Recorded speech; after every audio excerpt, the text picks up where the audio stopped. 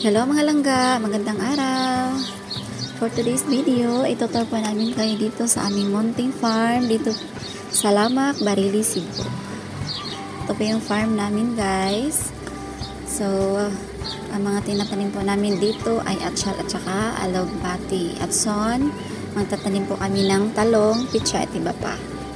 Dito sa Barili guys, maraming mga pananim dito na mga gulay. So, sa mga gusto po at may balak po na pumunta dito sa Barili, pasyal po kayo dito guys. Sure, mapaano kayo dito, mapa-amaze kayo dito kasi maraming mga gulay na pwede nyo mabili sa murang halaga kapag mismo sa may-ari kayo bumili.